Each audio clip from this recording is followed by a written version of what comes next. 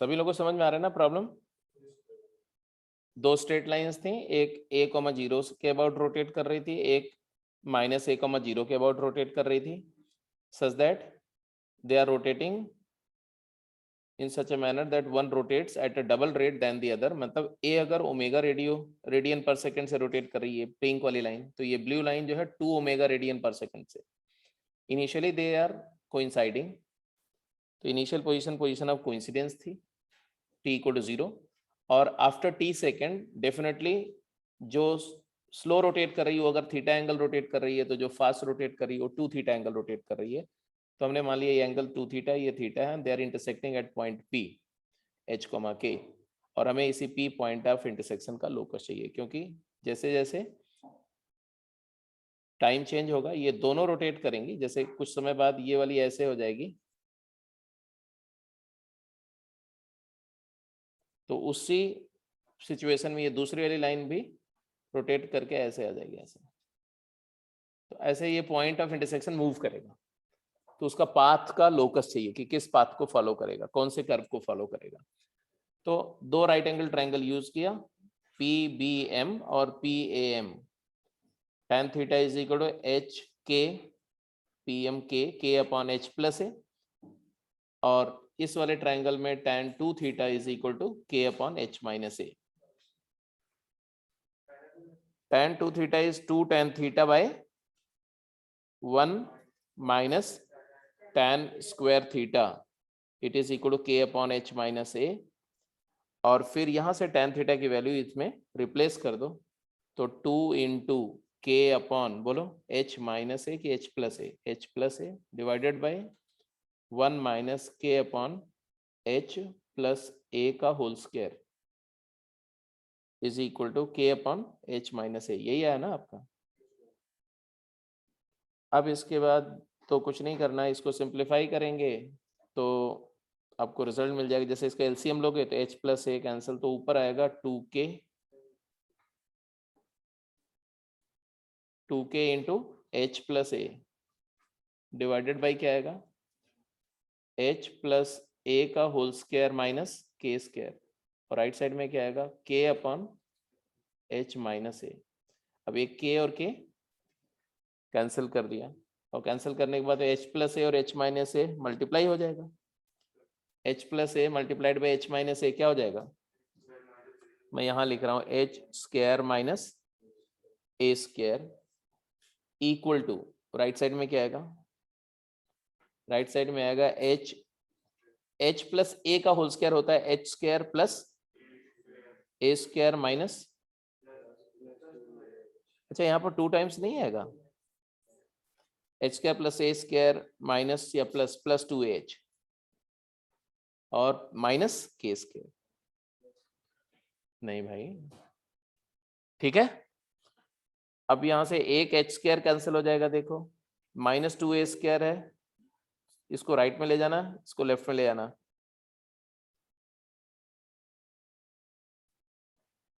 बता दो आंसर क्या है।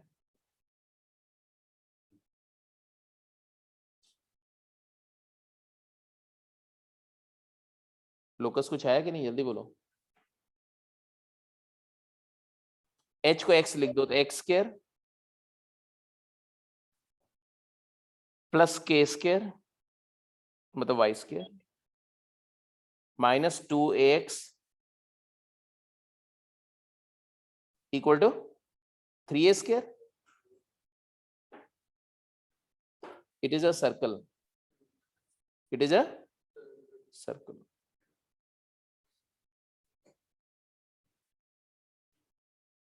क्लियर है?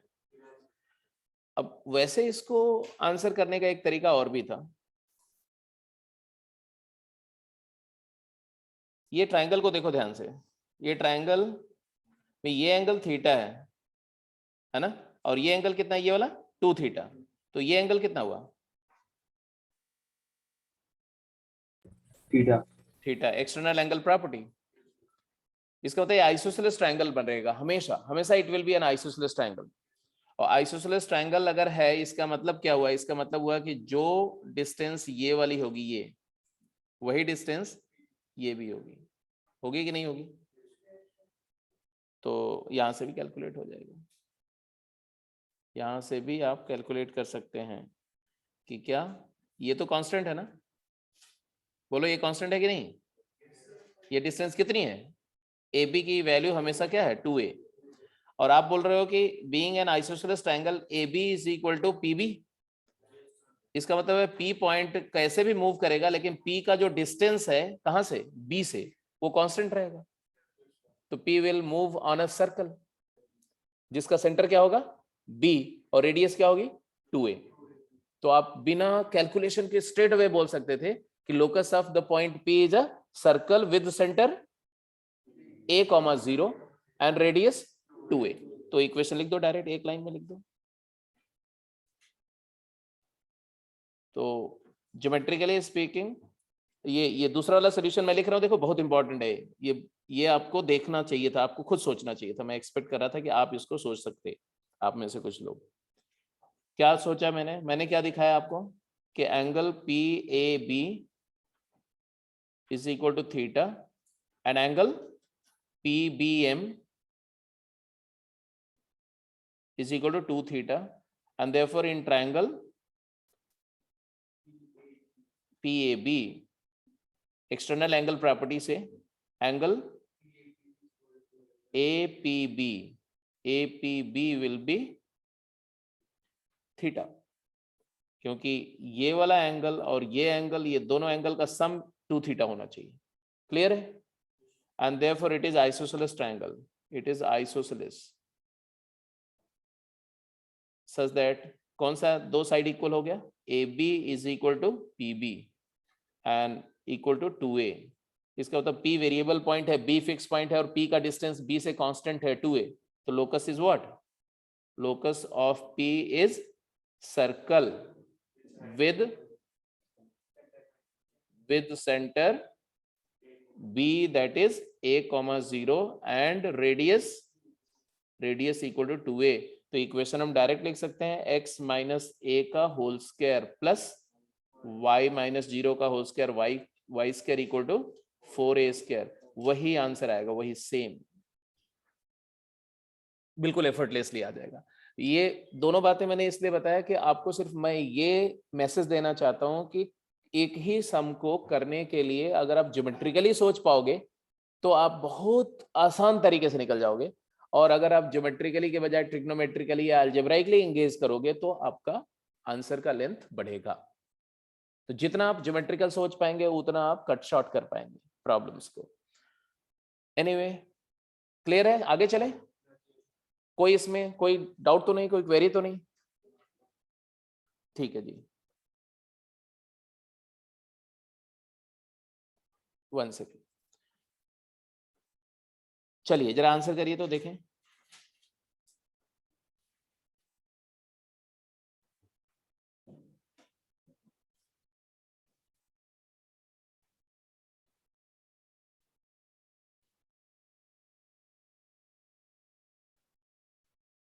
ये प्रॉब्लम गेम में भी रही होंगी, ऐसी बात नहीं है। Yes sir. तो अगर आपने गेम में किया हो, गेम ट्राई किया होगा तो डेफिनेटली किया होगा। अब इसमें से कौन सा हुआ कौन सा नहीं हुआ, जो नहीं हुआ वो कर लो, फिर से ट्राई कर लो, उसको डिस्कस कर लेते हैं।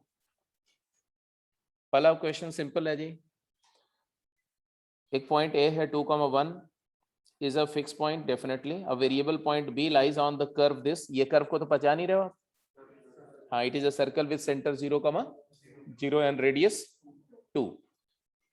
Find the locus of mid point of A B.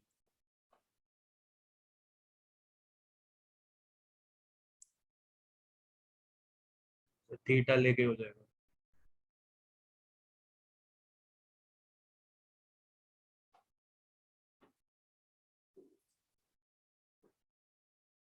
फटाफट पहले जो जो बातें दी हुई उसको आप फिगर आउट करो।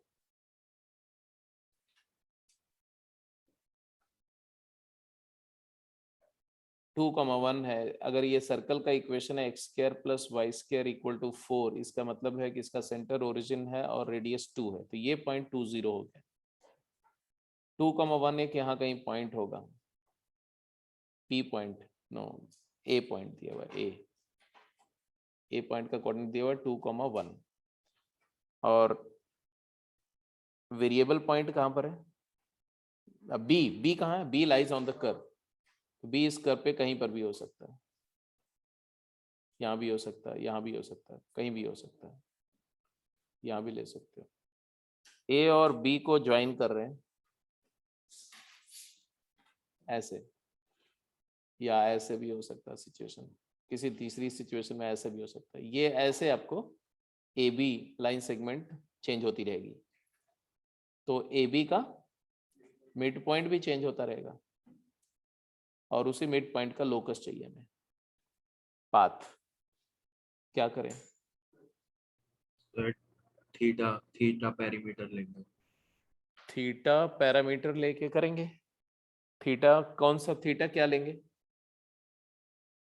बिकॉज ये बी पॉइंट इस सर्कल पे लाई कर रहा है, ये ऐसे 2 cos थीटा 2 sin थीटा लेंगे बी पॉइंट। तो सर तो बी पॉइंट को आप चाहे सर्कल का पैरामेट्रिक इक्वेशन के फॉर्म में सोच लो तो भी, या बी पॉइंट को आप सीधे कुछ भी अल्फा बीटा ले लोगे तो भी चलेगा।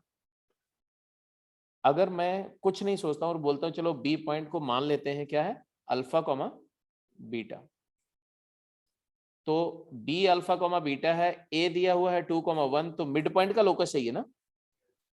मान लो मिड पॉइंट जो है वो क्या है, एम है, और उसका कोऑर्डिनेट क्या है, H comma K. Let mid point B H comma K, and B हमने क्या लिया, B is alpha comma beta. B को जब अल्फा बीटा एज्यूम किया, इसका मतलब अल्फा बीटा इसी कर्व पे तो लाई कर रहा है, तो एक इक्वेशन तो आपके पास आएगा, alpha square plus beta square की वैल्यू 4 आएगी। Now can you relate h and k in terms of alpha beta? What is h? H is equal to 2 plus alpha by 2, alpha plus 2 by 2. And what is k? Beta plus 1 by 2. तो ये दो equations है, rather तीन equation है, और h और k को eliminate करना है। डेफिनेटली कर सकते हैं। कैसे करें बोलो? अल्फा की वैल्यू यहां से निकालें और बीटा की वैल्यू यहां से निकाल के कहाँ पुट कर दें, इसमें। करो करो जल्दी करो फटाफट। फर्स्ट इक्वेशन से अल्फा आ गया तुम्हारा 2h माइनस 2, और सेकेंड इक्वेशन से बीटा की वैल्यू आ गई 2k minus 1, and substituting in the third equation, तो 2h माइनस 2 का whole square plus 2k minus 1 का होल स्क्वायर इक्वल टू 4, और फिर h की जगह x लिख दो और k की जगह y लिख दो, तो आपके पास आंसर आ जाएगा। देखो 2 बाहर निकाल सकते हो, तो 4 टाइम्स x माइनस 1 का whole square plus 4 times y minus half का whole square is equal to 4। आप चाहो तो 4 से डिवाइड भी कर दो, x माइनस 1 का whole square plus y minus half का होल स्क्वायर इक्वल टू 1। ये भी एक सर्कल है, सर्कल जिसका सेंटर क्या है, yes, circle with centre 1,5 and radius r की वैल्यू 1 है, यूनिट रेडियस का सर्कल। अब जैसा मैंने बताया, देखो ये जो पॉइंट था ना b, इस b पॉइंट को एज्यूम करना ही क्रूशियल था। ये जैसे लिखा आपने, बात खत्म हो गई। अब b पॉइंट को एज्यूम करने के बहुत सारे तरीके हैं, बिकॉज b पॉइंट एक सर्कल पे लाई कर रहा है, तो सर्कल पे लाई कर रहा है तो आप एक्स वाई एज्यूम करके भी कर सकते हैं, जैसे अल्फा बीटा एज्यूम करके कर लिया। बट मैंने आपको बताया कि हर एक सर्कल का एक पैरामेट्रिक इक्वेशन होता है, तो बी पॉइंट को हम पैरामेट्रिकली भी एज्यूम कर सकते थे। कैसे भाई? बी अगर इस ओरिजिन सेंटर से के अबाउट घूम रहा है, तो अगर मैं मान लूं कि ये एंगल कितना है, थीटा, तो अभी, और ये रेडियस कितनी है 2, तो ऑब्वियसली बी पॉइंट का कोऑर्डिनेट हम ले सकते थे 2 cos theta comma 2 sin theta, ले सकते थे कि नहीं ले सकते थे? और अगर ऐसे लेते तो आपका आंसर और भी आसान हो जाता। कैसे? जरा ये पैरामेट्रिकली सोचो तो, एलिटर पैरामेट्रिकली जरा सोच के बताओ जल्दी से। तो what will be h now? h हो जाएगा तुम्हारा 2 cos थीटा प्लस 2 by 2, और k क्या हो जाएगा,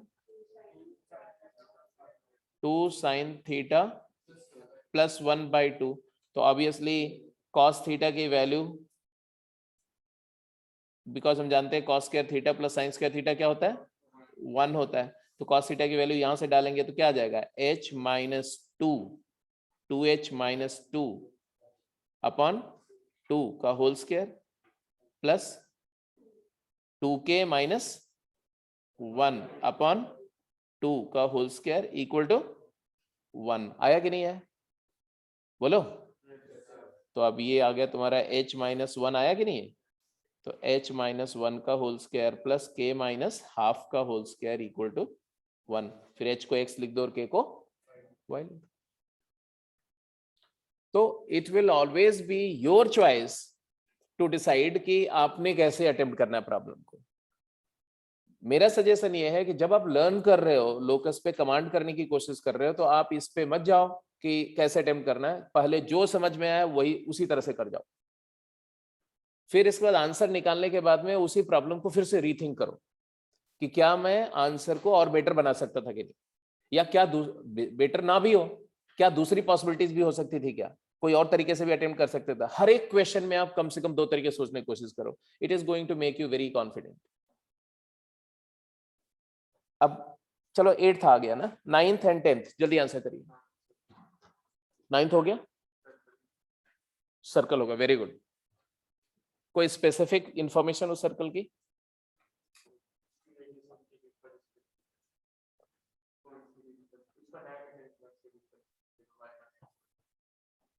x1 y1 and x2 y2 are the end of diameter, very correct, very correct। 10th करिए, 10th।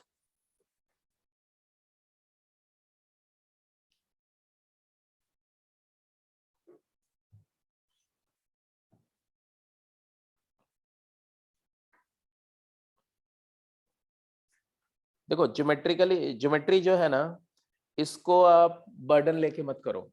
जितना आपके स्कूल में चाहिए था, जितना आपको स्कूल एग्जाम को पास करने के लिए चाहिए था, उतना आपको आता है, तो आप उस टेंशन से फ्री हो जाओ। अब ज्योमेट्री वो करो कि आप एंजॉय करो, खेलो इसके साथ में बिना डर के। ये नहीं कि चैप्टर खत्म करना है, ये खत्म कर देना फिर अगला खत्म कर देना, ये नहीं। अगर आप चाहते हो, क्योंकि अकेली ज्योमेट्री तुम्हारा +1 का काम निकाल देगी, क्योंकि +1 में जितना पूछा जाएगा उसका 40% ज्योमेट्री से ही पूछा जाएगा। आप किसी भी ईयर का ट्रेंड उठा के देख लो। तो आप ज्योमेट्री के साथ में इंटरेस्ट लेकर के प्ले करो, आप सीखने की कोशिश करो। किसी भी कंडीशन में आपको सीखना, ये मान लो डिफिकल्ट से डिफिकल्ट कॉन्सेप्ट भी है, वो भी सीख सकते हैं अगर आप उसके साथ लग जाओगे तो लग के काम करो। 9th क्वेश्चन क्या बोला गया, 2 लाइंस आपको दिख रही है सबको। लाइन कैसे मैंने बोला, क्योंकि ये लीनियर इक्वेशन है। कौन से फॉर्म में है, slope point form, y minus y1 is equal to m times x minus x1। तो ये एक लाइन है जिसका स्लोप m है और पॉइंट कौन से पॉइंट से पास कर रही है, x1 y1। ये भी एक लाइन है जिसका स्लोप m डैश है और कहां से पास कर रही, बोल रहे हैं these are the 2 families of straight line. बोल रहे हैं फैमिलीज ऑफ स्ट्रेट लाइन, क्यों बोल रहे हैं, बिकॉज m और m डैश के बारे में कोई इंफॉर्मेशन फिक्स्ड नहीं दी हुई है, वो वेरी कर सकते हैं। आगे कंडीशन भी दी हुई है, क्या कंडीशन दी हुई है, they are right angle to each other. ये दोनों लाइन एक दूसरे के परपेंडिकुलर है। इसका मतलब क्या हुआ, इसका मतलब हुआ कि स्लोप, एक का 2 स्लोप है तो दूसरे का -½ हो सकता है, एक का 3 होगा तो दूसरे का -1/3 हो सकता है। तो m और m डैश की एक नहीं, 2 नहीं, कितनी पॉसिबिलिटीज है, इनफिनिट। इसीलिए बोल रहे हैं कि m भी वेरी कर रहा है तो m डैश भी, लेकिन दोनों इंडिपेंडेंटली वेरी नहीं कर सकते कि m की वैल्यू 3 हो जाए तो m डैश की 4 हो जाए, ऐसा नहीं हो सकता। दोनों में एक रिलेशन है। क्या रिलेशन है, m into m dash is -1। अब उसी रिलेशन से हमें इलिमिनेट करना है। क्या इलिमिनेट करना है, m और m डैश। क्या निकालना है, इन दोनों लाइन के पॉइंट ऑफ का लोकस। तो जो पॉइंट ऑफ इंटरसेक्शन कुछ एज्यूम कर लो, h, k, तो वो पॉइंट दोनों पे लाई करेगा, तो दोनों इक्वेशन को सेटिस्फाई करेगा। तो 2 इक्वेशन आ जाएंगे और दोनों इक्वेशन से इलिमिनेट क्या करना है, m और m डैश। खत्म, एक लाइन का क्वेश्चन है।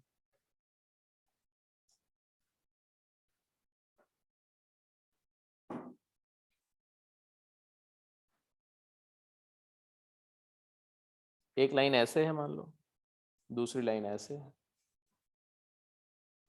पहली लाइन कहां से पास कर रही है, मान लो एक पॉइंट ए से पास कर रही है। कोऑर्डिनेट क्या है, x1 y1। स्लोप क्या है, m। दूसरी लाइन कहां से पास कर रही है, वो भी किसी पॉइंट से पास कर रही है, कौन सा पॉइंट है, b। कोऑर्डिनेट क्या है, x2 y2। स्लोप क्या है, m डैश। और दिया क्या हुआ,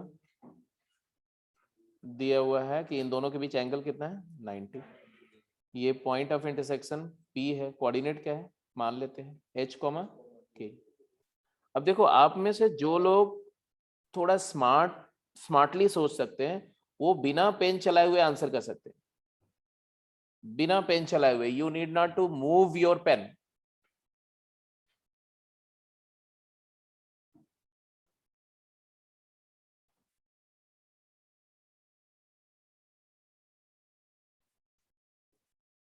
This is a fixed point and this is a fixed point. And what about that point? It is a variable point. दो फिक्स पॉइंट को ज्वाइन करने वाली लाइन अगर मैं ले लूं, मान लो ये लाइन ड्रॉ कर दूं ऐसे, ये एक फिक्स लाइन सेगमेंट होगी और ये फिक्स लाइन सेगमेंट एक वेरिएबल पॉइंट पर हमेशा कितना एंगल सबटेंड कर रही है, कुछ याद आया?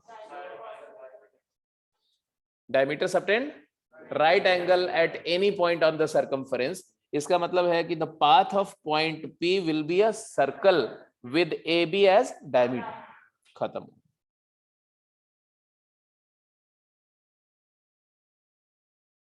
अगर एक फिक्स लाइन सेगमेंट एक वेरिएबल पॉइंट पर 90 डिग्री एंगल सबटेंड कर रही है तो ऑब्वियसली वो वेरिएबल पॉइंट AB डायमीटर के सर्कल पे लाई कर रहा है। तो clearly angle APB is given as pi by 2 and therefore P lies on a circle with AB as diameter। और आपको डायमेट्रिक फॉर्म में सर्कल का इक्वेशन लिखना बताया था बेटा? हाँ, तो P का लोकस क्या होगा, तो इक्वेशन ऑफ P हो जाएगा x h माइनस, h की जगह x ही लिख दो सीधे, है ना? तो x minus x1 into x minus x2 plus y minus y1 into y minus y2 equal to 0। ऐसा मत बोलो।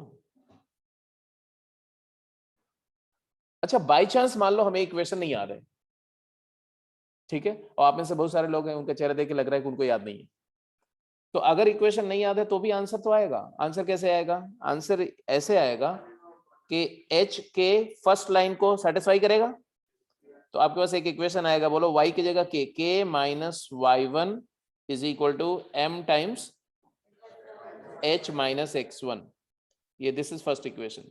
एंड दूसरा k minus y2 is equal to m dash times h minus x2। ये सेकेंड इक्वेशन है। और अगर मैं इन दोनों इक्वेशन को मल्टीप्लाई कर दूं तो क्या आएगा, k minus y1 into k minus y2 is equal to m into m dash, उसकी वैल्यू क्या आएगी, हाँ h minus x1 into h minus x2। हाँ, अब ये m इंटू m डैश को क्या कर लेंगे, yes m dash equal to -1 और h को x और k को y, तो आ गया y minus y1 into y minus y2 is equal to minus x minus x1 into x minus x2। वही इक्वेशन आ गया कि नहीं, सेम इक्वेशन।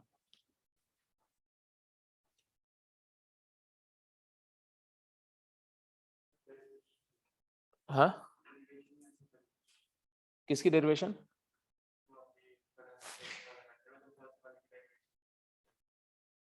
फर्स्ट वाले की डेरिवेशन ही हो गई एक तरह से। तो डेरिवेशन भी तो बताया था आपको कि हाँ AP is perpendicular to BP, तो इसका मतलब slope of AP into slope of BP equal to -1। तो स्लोप AP लिखेंगे तो वही आएगा ना, k minus y1 upon h minus x1 into BP का स्लोप क्या आएगा, k minus y2 upon h minus x2 equal to -1। तो वही डेरिवेशन से डायरेक्टली आ गया।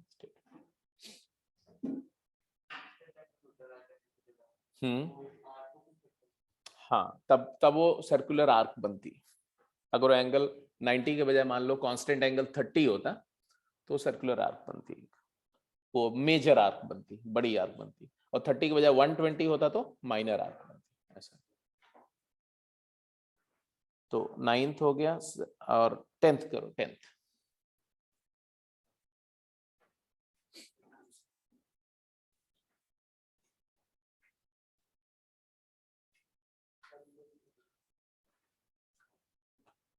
10th में बोला गया ट्राइंगल एबीसी, ए का कोऑर्डिनेट दिया हुआ sine alpha cos alpha, B का दिया हुआ cos alpha minus sine alpha, C दिया हुआ 10। अल्फा पैरामीटर है, अल्फा वेरी कर सकता है, मतलब है कि एक फिक्स पॉइंट है सी और ए और बी वेरिएबल पॉइंट्स है। Then obtain the locus of centroid of triangle ABC, circumcenter of triangle ABC, and orthocenter of triangle ABC.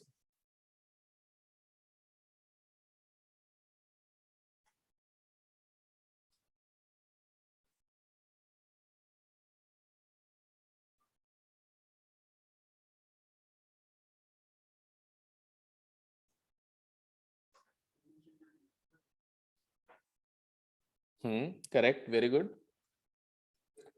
सर्कमसेंटर क्या होता है? सर्कमसेंटर, ट्रायंगल का सर्कमसेंटर वो पॉइंट होता है जो तीनों वर्टिसेस से इक्वल डिस्टेंस पर होता है। तो सर्कमसेंटर तो इसका देखते ही पता चल जाना चाहिए, अगर आपका ऑब्जर्वेशन सही है तो। कितने लोगों को देख करके पता चल रहा है कि इसका सर्कमसेंटर क्या होगा?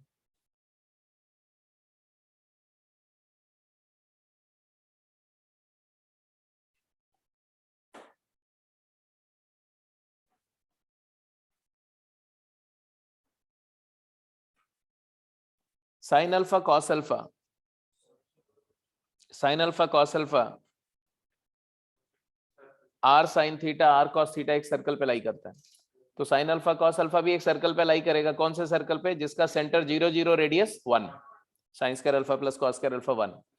और ये भी उसी सर्कल पे लाई कर रहा है, और ये भी उसी सर्कल पे लाई कर रहा है। तो सर्कल का सेंटर क्या हो गया? 0, 0 straight away. Circle is 0, 0, circumcircle is 0, origin and circumcenter is origin। तो हमने ऑब्जर्व ये किया, और ये ऑब्जर्वेशन के लिए कोई रूल नहीं है भाई, ये ऑब्जर्वेशन सिर्फ आपके अपनी स्किल पे डिपेंड करता है। आपकी आंखें खुली हुई हैं, दिमाग दुरुस्त है, तो ऑब्जर्वेशन अपने आप होगा। आप ये पूछोगे सर ये कैसे ऑब्जर्व किया, तो उसका मेरे पास कोई जवाब नहीं। उसका एक ही जवाब है कि आंखें खोला और दिमाग और आंख को सिंक किया और दिख गया। तो आपको भी ऐसे ही करना पड़ेगा। There is no magic in it. क्या कि भाई 0,1,0 मान लो ये पॉइंट है सी, और एक पॉइंट है sign alpha cos alpha. Sine alpha cos alpha मतलब यहां से अगर ऐसे अल्फा एंगल पे ले लो तो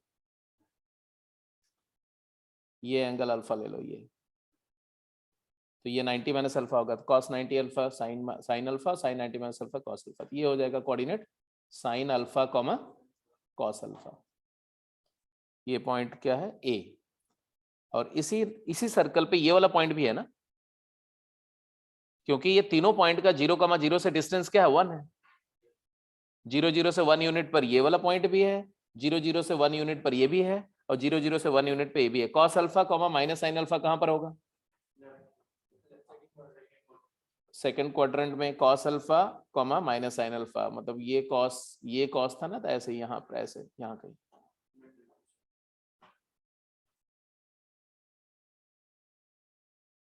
सेकंड में नहीं होगा जी, x coordinate positive, y coordinate negative जैसा कुछ है, यहाँ मान लो। हाँ जी, हाँ जी, यहाँ फोर्थ में यहाँ पर, यहाँ कहीं। हाँ जी, cos alpha minus sine alpha.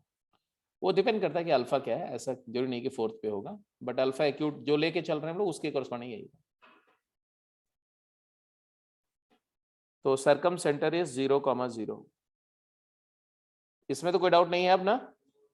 Circum centre is 0,0। Centroid तो निकाल ही सकते हैं। सेंट्रॉइड बोलो, ये वाले ट्रायंगल का सेंट्रॉइड निकालना है हमें। हाँ हाँ ठीक है। तो सेंट्रॉइड अगर एच का, तो सरकम सेंटर का लोकस क्या हुआ था? तो पॉइंट लोकस हो गया, इट्स पॉइंट लोकस। सेंट्रॉइड का coordinate, let centroid be h, k। G का कोऑर्डिनेट मान लिया h, k। What is h?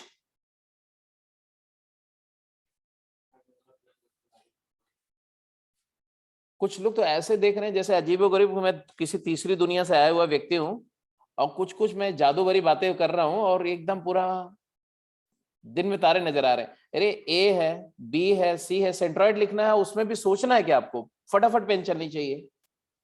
Sign alpha plus cos alpha plus 1/3, sign alpha plus cos alpha plus 1/3, ये h आ गया h। और इसी तरह से k क्या है, जल्दी बोलो? Cos alpha minus sine alpha by 3। अब ये दो इक्वेशन आ गया और हमें सेंट्रॉइड का लोकस चाहिए, मतलब हमें अल्फा एलिमिनेट करना पड़ेगा, क्योंकि alpha is a parameter. Alpha change होगा तभी नहीं ट्रायंगल चेंज होगा, अल्फा बदलता रहेगा, ट्रायंगल चेंज होता रहेगा, तो सेंट्रॉइड का कोऑर्डिनेट भी चेंज होगा। तो सेंट्रॉइड का लोकस क्या आएगा? तो हम क्या करें अब? हाँ वेरी गुड। तो यहां से पहला इक्वेशन बोल रहा है कि 3h minus 1 is equal to sine alpha plus cos alpha, और 3k is equal to cos alpha plus sine alpha, फिर इन दोनों को माइनस साइन अल्फा, फिर इन दोनों इक्वेशंस को ऐड कर लें। ऐड कर लें तो वैसे भी ऐड करोगे तो कॉस आ जाएगा, सब्ट्रैक्ट करोगे साइन आ जाएगा, स्क्वायर करके sine square plus cos square 1 कर लोगे तो भी आ जाएगा। लेकिन स्ट्रेट अवे अगर आप स्क्वायर करके ऐड कर दो, स्क्वेयरिंग एंड एडिंग करो, तो एक साथ खत्म हो जाएगा पूरा कहानी। तो स्मार्टर वे है squaring and adding, squaring and adding. किसको?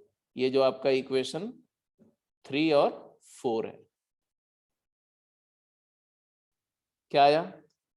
3h को x लिख देंगे, 3x माइनस 1 का whole square plus 9y square equal to 2। ये भी एक सर्कल है, ये इक्वेशन भी एक सर्कल है। समझ में आ रहा है कि नहीं? कैसे?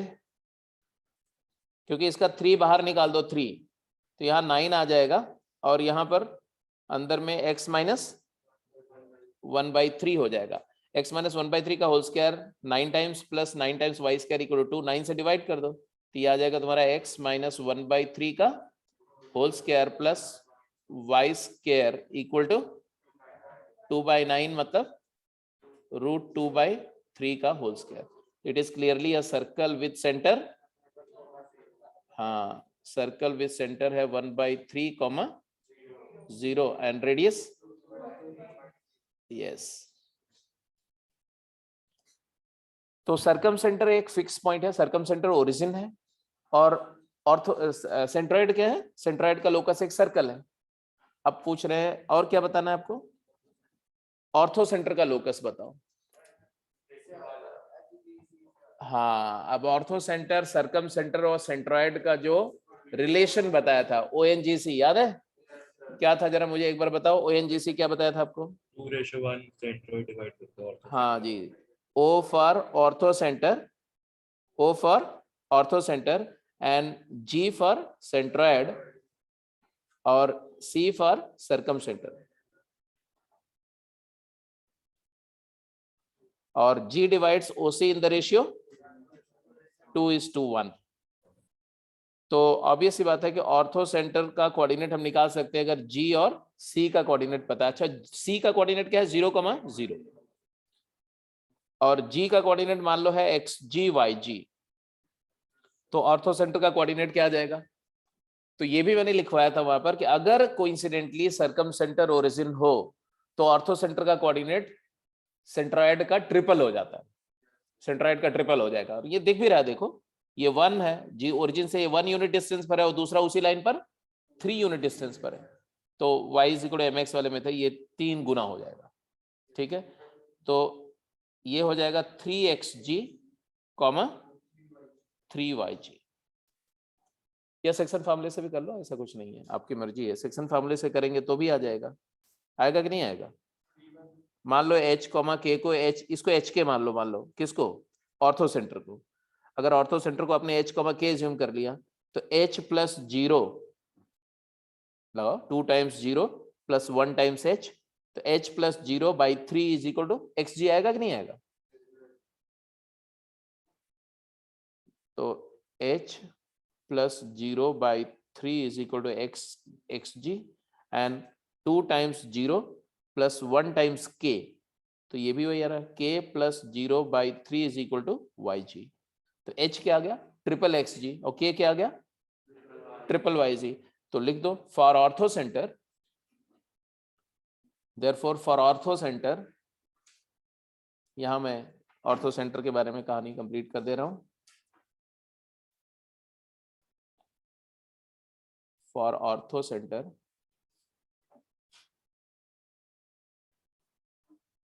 h, k अगर मान लिया उसको, तो h हो गया तुम्हारा xg का triple x coordinate of centroid, और x कोऑर्डिनेट सेंट्रोइड क्या था, sign alpha plus cos alpha plus 1 by 3, इसका ट्रिपल करेंगे तो क्या आ जाएगा, sign alpha plus cos alpha plus 1, well done. और k क्या हो जाएगा, ट्रिपल yg कर देंगे तो आ जाएगा cos alpha minus sine alpha. अब इनमें तो क्लियर दिख रहा है, ये 1 को उधर ले जाओ, तो h माइनस 1 क्या हो जाएगा, sign alpha plus cos alpha, तो h माइनस 1 का होल स्क्वायर प्लस k का होल स्क्वायर इक्वल टू 2।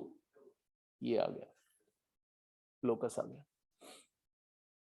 क्या लोकस आया, ये भी एक सर्कल आएगा, x माइनस 1 का whole square plus y square equal to √2 का होल स्क्वायर, तो √2 रेडियस का सर्कल हो गया।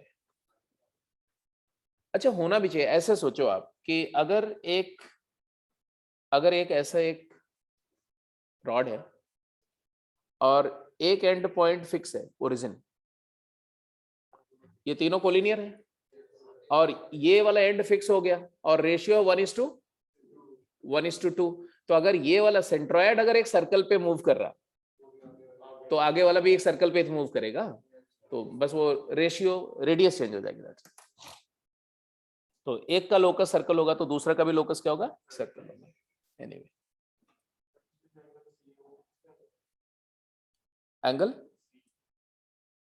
एंगल सी, एक मिनट, नहीं एंगल सी क्यों फिक्स रहेगा,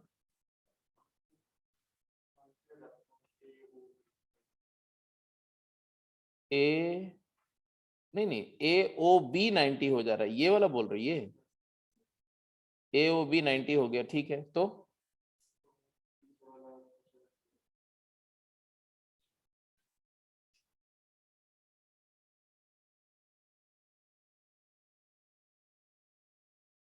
हाँ, ये 90 हो जाएगा, तो उससे क्या तुमने कंक्लूड किया,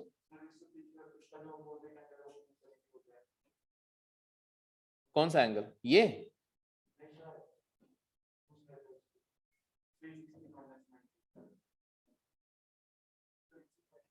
ये वाला, ये, हाँ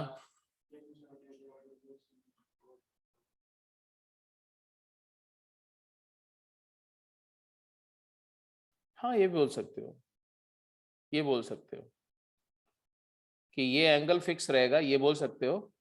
और लेकिन ये है कि ये पोजीशन, जैसे ये वाला पॉइंट यहाँ आ जाएगा तो ये पॉइंट यहाँ आ जाएगा, यही बोल रहे हो ना, ऐसे।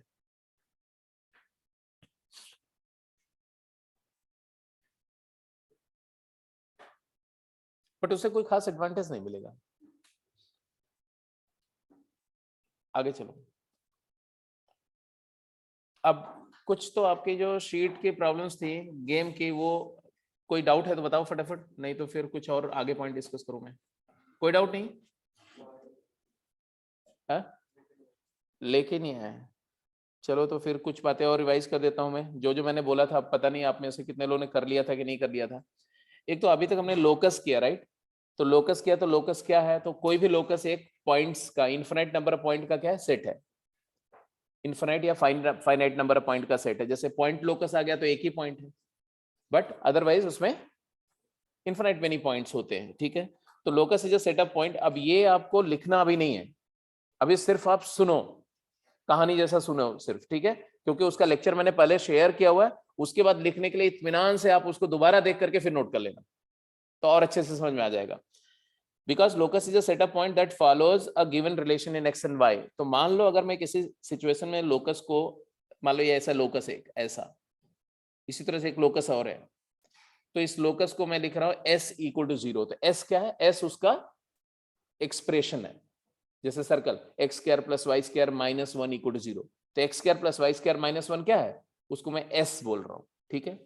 इसी तरह से दूसरा वाले भी कुछ लोकस होगा तो उसका भी कोई एक एक्सप्रेशन होगा, तो उसके एक्सप्रेशन को मैं एस टेस बोल रहा हूं, ठीक है। अब बिकॉज ये भी सेटअप पॉइंट है, ये भी सेटअप पॉइंट है, तो ये दोनों सेट का हम यूनियन भी तो ले सकते हैं, क्योंकि सेट का यूनियन ले सकते हैं, सेट का इंटरसेक्शन ले सकते हैं। तो what do you mean by taking union of two sets? Union is a set that contains all the point of the first set as well as, तो उसमें फर्स्ट सेट के भी पॉइंट आ जाएंगे, सेकंड के भी। जैसे एक लाइन लोकस है, दूसरी लाइन लोकस है, और पेयर ऑफ लाइन वो लोकस है। वो कैसा लोकस है, दोनों का यूनियन, दो सर्कल का यूनियन, एक सर्कल एक पैराबोला का यूनियन, एक लाइन और एक सर्कल का union, union of a circle and a line. तो यूनियन ऑफ दो लोकस जब लेंगे तो उसके इक्वेशन को कैसे लिखते हैं ये हमें सीखना है। How to write the equation of union of two or more locus, ठीक है। इतनी बात समझ में आ गई। तो हमने बोला कि बिकॉज दो लोकस अगर मैं दिए हुए हैं, एक लोकस को मैं S1 बोल रहा हूं, दूसरे को नेम कर रहा हूं S2, and suppose they are defined like this. S1 क्या है, it is set of point x, y such that fxy equal to 0, मतलब एक इक्वेशन इसका सेटिस्फाई हो रहा है, तो ये इक्वेशन ऑफ लोकस है। ये क्या है, ये क्या है, इक्वेशन ऑफ लोकस है। इसी तरह से S2 एज अ सेट क्या है, collection of xy such that s dash equal to 0, मतलब g of xy equal to 0। जैसे मान लो ये लाइन है और ये सर्कल है, या मान लो ये एक पैराबोला और एक सर्कल है, या दोनों सर्कल है, या दोनों लाइन है, कुछ भी हो सकता है। मैंने जनरल एक लिखा है इसलिए कि एक एक्स वाई में इक्वेशन है और दूसरे का भी किसी एक्स वाई में एक दूसरा इक्वेशन है। अब ये दो सेट ऑफ पॉइंट का हमें क्या लेना है, यूनियन। तो लिखना होगा यूनियन, तो आप क्या लिखोगे, आप यही तो लिखोगे, S1 union S2 is collection of x, y such that s equal to 0 और s dash equal to 0। Union का मतलब क्या है, वो पॉइंट जो या तो फर्स्ट इक्वेशन को सेटिस्फाई कर रहे हैं या दोनों आएंगे इसमें, जो फर्स्ट को कर रहे हैं वो भी आ जाएंगे इसमें, जो सेकंड इक्वेशन को कर रहे हैं वो भी आ जाएंगे। अब चैलेंज ये है कि ये तो बड़ा आसान है बोलना कि S1 यूनियन S2 ऐसा होगा, लेकिन उसका इक्वेशन कैसा होगा। एक इक्वेशन लिखना है आपको, write one single equation which satisfies both the points of the first locus as well as point of the second locus. तो क्या इक्वेशन लिखें जिससे ये दोनों इक्वेशन कंबाइन होकर के उसके पार्ट आ जाए। तो यहां पर मैथमेटिक्स का क्या रूल यूज होगा, because we know that if alpha into beta become 0, this implies what, दो नंबर का प्रोडक्ट 0 कब होता है, जब अल्फा 0 हो या दोनों में से कोई एक 0 हो जाए।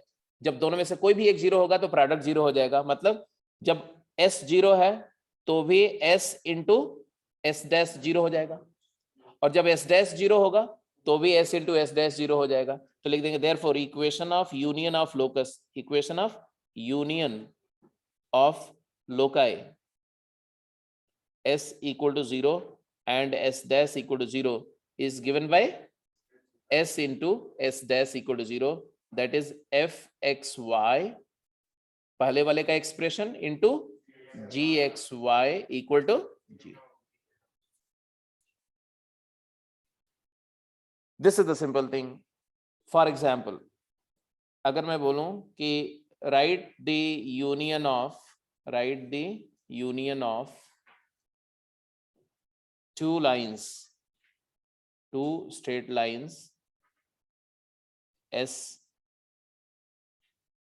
x plus y minus 1 equal to 0 and s dash 2x minus y equal to 0. ये दो लाइंस का यूनियन का इक्वेशन लिखना है, तो क्या लिखोगे आप? तो आप लिखेंगे equation of pair of straight line is given by, सबसे पहला काम क्या करेंगे, दोनों इक्वेशन को RHS इक्वल टू 0 के फॉर्म में ले जाएंगे, मतलब जितना भी एक्सप्रेशन नॉन जीरो वाला टर्म है सब कुछ एक साइड रखेंगे और एक साइड को क्या बना देंगे, 0. तो after making one side of the expression 0 it is called expression of the locus, या उसी को S बोल रहे हैं. इसी तरह से दूसरे में भी एक साइड 0 बन गया, यह तो ऑलरेडी दिया हुआ है. अगर 0 नहीं बना होता, मान लो ऐसा होता है 2x minus y equal to 4, तो 4 को हम इधर लाते, 2x minus y minus 4 equal to 0. अब ये S हो गया, ये S डैश हो गया, अब दोनों को मल्टीप्लाई कर दो, क्या आएगा, x plus y minus 1 into 2x minus y equal to 0.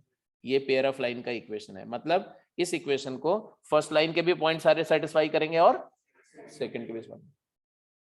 तो जब भी बहुत सारे लोकस का यूनियन लेना है तो आपको क्या करना है, पहला स्टेप है right all the equations such that RHS is 0 and then multiply their left hand side expressions and equate to 0. That's it, simple. तो इसमें कोई डाउट तो नहीं है ना? जैसे अगर मैं बोलूं कि equation of pair of line x minus y plus 2 या x minus y plus 2 equal to 0 and circle x square plus y square equal to 4. कैसे लिखेंगे इसका? एक लाइन और एक सर्कल का यूनियन, मतलब एक इक्वेशन लिखो जिसको लाइन और सर्कल दोनों के पॉइंट सेटिस्फाई कर रहे हैं.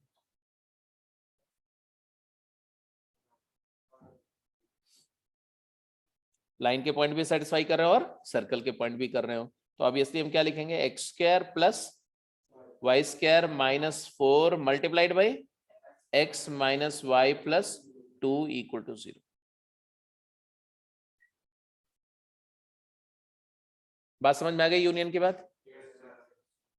यहीं से ये भी पता चल रहा है कि जैसे मान लिया आप एक दो पेयर ऑफ लाइन का इक्वेशन कैसा आएगा, तो देखो पेयर ऑफ लाइन का इक्वेशन दो लाइन को मल्टीप्लाई कर रहे हैं, तो दो लाइन को मल्टीप्लाई करेंगे तो उसमें एक्स स्क्वायर का टर्म आएगा कि नहीं आएगा, 2x स्क्वायर आएगा और माइनस वाई स्क्वायर आएगा और 2xy minus xy plus xy आएगा और माइनस 2x आएगा और प्लस y आएगा इक्वल टू 0. बिकॉज एक लाइन ओरिजिन से पास कर रही थी इसलिए कांस्टेंट टर्म नहीं आया. अगर ये लाइन भी ओरिजिन से नहीं पास करती तो एक कांस्टेंट टर्म भी आता. तो आपको वो बात जो मैंने बताई थी, general equation of degree 2 ax square plus by square plus 2hxy plus 2gx plus 2fy plus c equal to 0. तो इस फॉर्म का इक्वेशन होगा. पेयर ऑफ लाइन का इक्वेशन हमेशा कैसा होगा, general equation in x and y of degree 2. तो 2 degree का xy में एक इक्वेशन बनेगा पेयर ऑफ लाइन का इक्वेशन. और पेयर ऑफ लाइन ही नहीं, जितने भी कोनिक सेक्शन होते हैं सबका इक्वेशन इसी फॉर्म का होता है. ठीक है, आगे वो सब चीजें आप डिटेल करेंगे. चलिए जी, यूनियन समझ में आ गया आपको. जैसे identify the loci represented by following equations. एक होता ना कि मैं आपको दोनों इक्वेशन दे दूं और मैं बोलूं कि दोनों का यूनियन का इक्वेशन लिखो, तो आसान है, सीख गए आप. लेकिन थोड़ा चैलेंजिंग होता है कि आपको एक इक्वेशन दे देंगे और बोलेंगे ये क्या रिप्रेजेंट कर रहा है. तो सबसे पहले आपको क्या करना पड़ेगा, उस इक्वेशन को फैक्टर करके लिखना पड़ेगा और हर फैक्टर को पहचानना पड़ेगा कि देखो ये लीनियर है इसलिए लाइन है, ये सर्कल है, ये पैराबोला है, ऐसे फैक्टराइज करना पड़ेगा आपको. तो what you are suppose to do here, you try to factorise this expression and try to figure out क्या क्या रिप्रेजेंट हो रहा है इस इक्वेशन से. जल्दी करिए.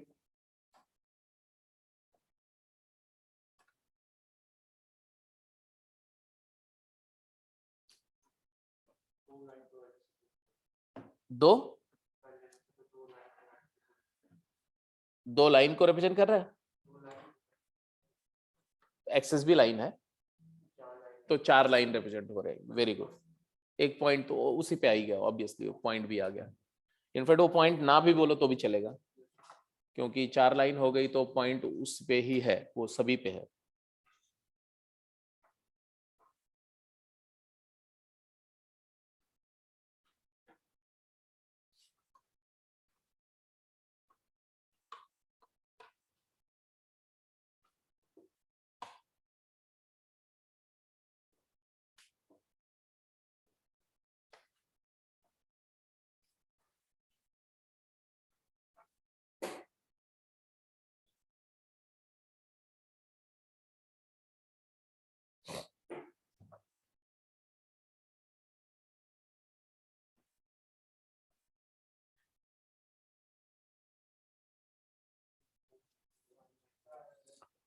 हाँ जी बेटा बिल्कुल ठीक है। ए पार्ट अगर आप देखो तो it is actually x y common ले लिया हमने, आगे x to the power 4 minus y to the power 4 equals 0। Then इसको फिर से फैक्टर कर लेंगे, x square plus y square into x square minus y square को भी फैक्टर करके x minus y into equal to 0। And product equal to 0 का मतलब क्या होता है, आइदर एक्स इक्वल टू 0 और वाई इक्वल टू 0 और x square plus y square equal to 0 और वाई इक्वल टू एक्स और y is equal to minus x. तो ये और मतलब यूनियन, तो ये सब अलग अलग लोकस हैं और ये टोटल कितने लोकस हैं, 5। There are 5 loci. It is union of 5 loci. क्या क्या है, x equal to 0 that is y axis, y axis भी इस लोकस पे है, y equal to 0 means x axis भी लोकस पे है। ये क्या है, ये 0 0 सेंटर एंड 0 रेडियस का सर्कल मतलब पॉइंट सर्कल है, तो पॉइंट लोकस भी है ना। X square plus y square equal to 0 मतलब पॉइंट लोकस ओरिजिन 0,0 भी है, और y equal to x straight line है and y equal to minus x another straight line है। तो in totality there are union of 4 lines and a point. अगर बोलेंगे कि इसको ज्योमेट्रिकली दिखाओ, तो ज्योमेट्रिकली दिखाने के लिए you need to do only one thing, ये y एक्सिस, x एक्सिस और bisector of first quadrant y equal to x and bisector of second quadrant is y equal to minus x। तो ये सारे point सारे lines draw कर दो, और obviously ये सारी लाइंस एक पॉइंट पर मीट कर रही हैं और वो पॉइंट तो डेफिनेटली सभी पे है, तो यूनियन में तो आ ही जाएगा 0,0। तो this is the geometrical representation of the loci represented by this equation. तो ये इक्वेशन अकेले इतनी सारी चीजों को रिप्रेजेंट कर रहा है। व्हाट अबाउट बी पार्ट,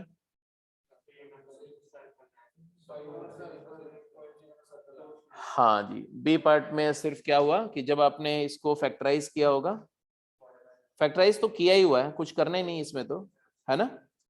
तो बी पार्ट में x इक्वल टू 0 वही है, y इक्वल टू 0 भी है ना, और एक y is equal to plus minus x भी है, और x square plus equal to 4। तो जस्ट यही सेम होगा, इसके साथ साथ एक सर्कल भी एडिशन में आ जाएगा, वो सर्कल का सेंटर 0,0 और रेडियस 2। तो ये सर्कल भी यूनियन का पार्ट हो गया बस। तो आप ये बोल सकते हैं कि ये जो पहला लोकस था ये S1 0 था, मान लो फर्स्ट ए पार्ट में जो इक्वेशन है उसको मैं बोल रहा हूँ S1, ठीक है, और बी पार्ट को क्या बोल रहा हूँ S2। तो can I say that S1 is a subset of S2? तो S1 is a subset of S2। अगर आप एज अ सेट देखो तो S1 के सेटअप पॉइंट S2 में है, S2 के सारे सेटअप पॉइंट S1 में नहीं है, तो S1 is a subset of S2, ऐसा भी बोल सकते हैं। तो यूनियन ऑफ लोकस का कॉन्सेप्ट बिल्कुल क्लियर हो गया। अब हेडिंग देंगे intersection of loci, intersection of loci.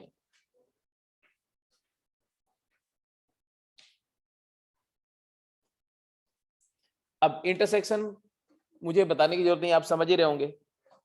Union में दोनों सारे पॉइंट का मर्ज करके एक सेट बनाया, इंटरसेक्शन में दोनों के कॉमन पॉइंट का। तो लिख दो क्या, intersection of loci s equal to 0 and s dash equal to 0 is defined as a set of those point which lie on both the curves। वो पॉइंट जो कॉमनली दोनों पे लाई करते हैं वो इंटरसेक्शन में आएंगे। तो ऑब्वियस सी बात है कि उनका इक्वेशन लिखना होगा, तो हम ऐसा लिखेंगे कि मान लो S1 तुम्हारा है x y such that f x y equal to 0, और S2 क्या है, S2 है x y such that g x y equal to 0। तो S1 इंटरसेक्शन S2 क्या हो जाएगा, collection of those point for which f x y भी 0 है एंड जी एक्स वाई भी 0 है। अब चैलेंज ये है कि आपको एक इक्वेशन लिखना है जिससे ये इंश्योर हो जाए कि ये भी 0 है और ये भी 0 है। तो आपको क्या करना पड़ेगा, ये s इक्वल टू 0 है और ये s डैश इक्वल टू 0 है, can you right one single equation? Equation of intersection of loci क्या होगा? s square plus s dash square is equal to 0. हाँ, very correct, very correct. s एक तो आप लोग बोल रहे हैं कि s square plus s dash square equal to 0। Square का सम 0 तभी होता है जब दोनों 0, तो स्क्वायर करके ऐड कर दो, तो ऐसा आ जाएगा fxy का होल स्क्वायर प्लस gxy का होल स्क्वायर इक्वल टू 0। या इसी को ऐसे भी लिख सकते हैं कि mod of s plus mod of s dash equal to 0, मतलब fxy का मॉड ले लो और gxy का भी मॉड ले लो और इक्वल टू 0 कर दो। या आप root of fxy plus root of gxy equal to 0 कर दो। तो ये वेरियस तरीके हैं इंटरसेक्शन ऑफ लोकस को रिप्रेजेंट करने के लिए। आपको कोई तरीका आपको सूझ जाए, कोई भी इवन पावर रेज करके 0 कर दो या इवन रूट लेकर के सम करके 0 कर दो, क्योंकि दो पॉजिटिव नंबर्स का सम 0 तब, दो नॉन नेगेटिव नंबर का सम 0 तभी होता है जब दोनों एक साथ 0 है। This is the basic concept, that's it. तो ये हो गया how to write the intersection of two loci. Done. जैसे क्या रिप्रेजेंट कर रहा है ये इक्वेशन, अगर आपसे पूछा जाए कि what does the equation represent, इसको नहीं देखो, हाँ जी, ये दोनों इक्वेशंस क्या रिप्रेजेंट कर रहे हैं? तो पहला वाला क्या रिप्रेजेंट कर रहा है और दूसरा वाला क्या रिप्रेजेंट कर रहा है? तो पहला वाला तो देख के ही आप पहचान रहे हो, हाँ, कि x माइनस 1 मतलब it is a point circle. Circle के पॉइंट ऑफ व्यू से जाओ, सर्कल के इक्वेशन से सोचो तो point circle with centre, point circle 1,2, centre 1,2, radius 0 है, तो यही पॉइंट है, यही अकेला पॉइंट रिप्रेजेंट कर रहा है। क्लियर है? या दूसरा तरीका क्या है? दूसरा तरीका है कि दो लोकस के पॉइंट ऑफ व्यू से देखो, तो पहला लोकस S1 क्या है? S1 square is x minus 1 का होल स्क्वायर है ना, और S2 स्क्वायर क्या है? y माइनस 2 का होल स्क्वायर। और हम बोल रहे हैं S1 square plus S2 square equal to 0, इसका मतलब है it is intersection of two lines हो गया ना। कौन सी lines? x equal to 1 and y equal to 2। Obvious सी बात है, ये दोनों लाइन एक ही पॉइंट पे तो कट करेंगे। कौन से पॉइंट पे? x इक्वल टू 1 लाइन है ये, और ये y इक्वल टू 2 है, तो पॉइंट ऑफ इंटरसेक्शन क्या है? 1,2। तो ये पॉइंट सिर्फ लोकेट हो रहा है 1,2। ये दोनों लाइंस का इंटरसेक्शन है। ये लाइन है y माइनस 2 इक्वल टू 0 और ये लाइन है x माइनस 1 इक्वल टू 0। तो definitely the point of intersection is 1,2 और यही एक पॉइंट है जो दोनों को सेटिस्फाई कर रहा है। That's it. तो पहला पार्ट तो समझ में आ गया। What about B part? हाँ, अब बी पार्ट में basically it is intersection of क्या? x square equal to 4 and y minus 3 equal to 0। इसका स्क्वायर प्लस इसका स्क्वायर इक्वल टू 0, तो दोनों जिसका स्क्वायर करके ऐड कर रहे हैं वो दोनों का इंटरसेक्शन लेना है हमें। इसका मतलब क्या हुआ? ये दो लाइन हो गई, x इक्वल टू 2 और x इक्वल टू माइनस 2, और ये क्या है? y equal to 3। तो अब इसका अगर आप दिखाओगे, शो करोगे, तो क्या आएगा भाई? ये y एक्सेस है मान लो, ये x एक्सेस है, तो y इक्वल टू 3 एक लाइन है parallel to x axes, y equal to 3 है, और x इक्वल टू 2 भी और माइनस 2, ये भी दो वर्टिकल लाइंस है। x इक्वल टू 2 लाइन और x equal to minus 2 line है ना, तो मान लो ये x equal to minus 2 line है ये वाली, और दूसरी वाली x इक्वल टू 2। तो ये दो लाइंस जो वर्टिकल दो लाइंस हैं, और एक जो हॉरिजॉन्टल वाली लाइन थी कौन सी? y equal to 3। ये तीनों से कॉमन पॉइंट कौन सा मिल रहा है? कहां पर ये सब इंटरसेक्ट कर रहे हैं? तीनों का कॉमन पॉइंट नहीं, इसका, ये पेयर का इसके साथ कॉमन पॉइंट, तो दो पॉइंट ऑफ इंटरसेक्शन मिलेंगे। कौन से?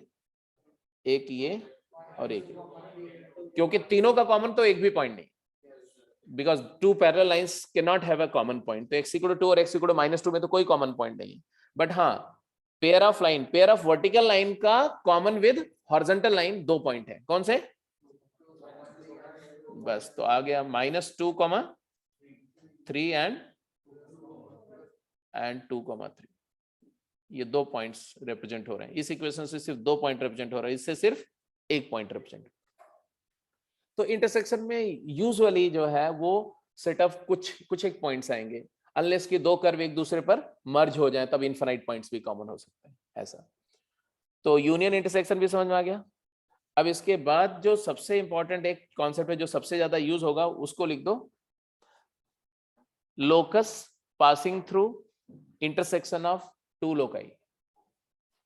Locus passing through intersection of 2 loci. Locus passing through intersection of 2 locus. अब अगर 2 लोकस है, 2 कर्व है, s=0 और एक है s'=0, और मान लो ये दोनों कर्व कुछ पॉइंट पर कट कर रहे हैं। हो सकता है 2 पॉइंट पे कट कर रहे हो, या 2 से ज्यादा पॉइंट पे कट कर रहे हो सकता है एक ही पॉइंट पर कट कर रहे हैं। तो एक ऐसा लोकस, एक ऐसा पाथ जो उस पॉइंट ऑफ इंटरसेक्शन या पॉइंट्स ऑफ इंटरसेक्शन से पास कर रहा है, वो लोकस कैसे लिखते हैं? मतलब सिचुएशन कुछ ऐसी हो, मान लो कि सपोज करो एक सर्कल है, इलिप्स है, कुछ भी है, और मान लो एक लाइन है। अब ये सर्कल और लाइन या इलिप्स और लाइन 2 जगह इंटरसेक्ट कर रहे हैं। इंटरसेक्ट कर रहे हैं कौन से पॉइंट पर? एक पॉइंट ए पे इंटरसेक्ट कर रहे हैं और एक पॉइंट बी पे इंटरसेक्ट कर रहे हैं। ए का कुछ पॉइंट का, ए का कुछ कोऑर्डिनेट है, मान लो अल्फा बीटा कोऑर्डिनेट है, और बी का कुछ कोऑर्डिनेट है, क्या है? गामा डेल्टा है, सपोज करो। तो any path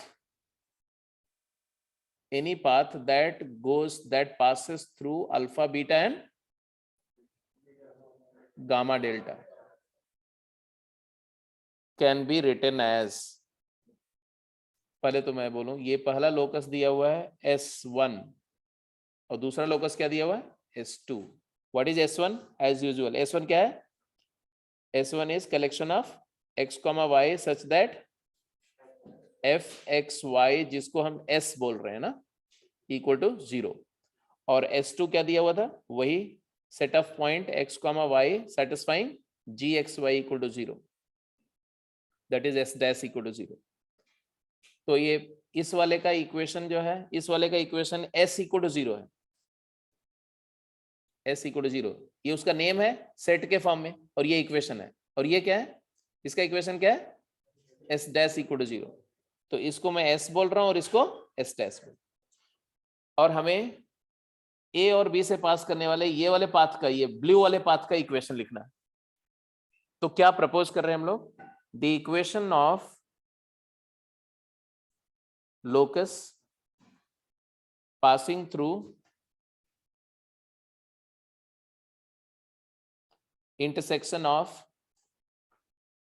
S=0 and S'=0 can be given as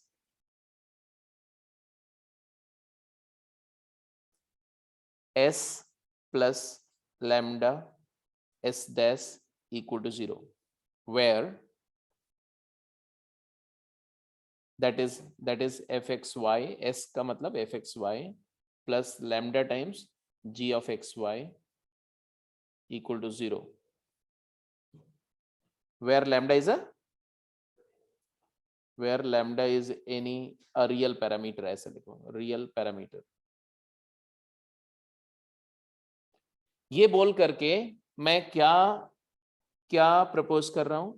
ये बोल करके मैं प्रपोज कर रहा हूं कि भाई अगर मैं कोई इक्वेशन लिखता हूं fxy plus lambda times gxy equal to 0, तो ये इक्वेशन हमेशा उन पॉइंट से पास करेगा जो fxy और gxy के कॉमन पॉइंट है। हमेशा, लैम्डा कुछ भी हो, irrespective of what is the value of lambda, lambda 1 दे दो, 2 दे दो, 3 दे दो, 5 दे दो, -½ दे दो, √2 दे दो, कुछ भी लैम्डा की वैल्यू डाल दो, ये एक इक्वेशन मिलेगा और वो हमेशा A और B से पास करेगा। तो ये बात को मैं अब जस्टिफाई करने जा रहा हूं, प्रूफ करने जा रहा हूं। प्रूफ देखो, समझो, प्रूफ मतलब सिर्फ एक आर्ग्यूमेंट है, प्रूफ में ज्यादा कुछ बोलना नहीं है। ए कहां लाई कर रहा है? दोनों लोकस का कॉमन पॉइंट है। तो can I say that F alpha beta is 0 and G alpha beta is 0, agreed और नॉट? क्यों? क्योंकि अल्फा बीटा इस पर भी लाई कर रहा है और इस पर भी लाई कर रहा है। इसी तरह से एफ गामा डेल्टा 0 है कि नहीं? और जी में x के जगह गामा और y की जगह डेल्टा डालोगे, सेटिस्फाई करेगा कि नहीं करेगा? करेगा, क्योंकि अल्फा बीटा और गामा डेल्टा ये कॉमन पॉइंट्स हैं दोनों लोकस पर, तो दोनों के इक्वेशन को सेटिस्फाई करेंगे। अगर करेंगे तो clearly alpha beta satisfies s plus lambda S dash 0। क्यों? क्योंकि F alpha beta plus lambda times G alpha beta equal to 0, ये हमेशा ट्रू होगा, क्योंकि अगर ये 0 है और लैम्डा इंटू 0 है तो लैम्डा कुछ भी हो, कुछ भी में 0 मल्टीप्लाई करेंगे तो 0 ही हो जाएगा ना, और 0 प्लस 0 इक्वल टू 0, सेटिस्फाई करेगा। और इसी तरह से गामा डेल्टा भी करेगा, गामा डेल्टा भी करेगा। इसका मतलब है कि ये इक्वेशन जो आपने लिखा, ये इक्वेशन हमेशा ए और बी से पास करेगा, करेगा कि नहीं करेगा? और ये एक इक्वेशन है, ये कोई कांस्टेंट थोड़ी है, एक वेरिएबल एक्सप्रेशन है। तो हर एक वेरिएबल एक्सप्रेशन एक्स वाई में क्या रिप्रेजेंट करता है? कोई पाथ रिप्रेजेंट करता है। और वो पाथ अगर ए पॉइंट को भी सेटिस्फाई कर रहा है और बी को भी सेटिस्फाई कर रहा है, तो डेफिनेटली वो पाथ कहां से पास कर रहा है? ए और बी से गुजरेगा। तो ऐसे दो लाइन के इंटरसेक्शन से पास करने वाली लाइन लिखनी हो, एक सर्कल और एक लाइन के इंटरसेक्शन से पास करने वाला सर्कल लिखना हो, तो वो सारे कॉन्सेप्ट में ये जो आपने डिस्कस किया ये हेल्प करेगा आपको। ठीक है, तो इस पर हम लोग अब कल प्रॉब्लम्स करेंगे। नहीं, सारे नहीं, मैं ये करते नहीं बोल रहा हूं, मैं बोल रहा हूं कि ये एक ऐसा, ये दिस इज अ लोकस और family of locus which passes through A and B. I do not say that whatever kind of locus that goes through A and B can be represented by this equation.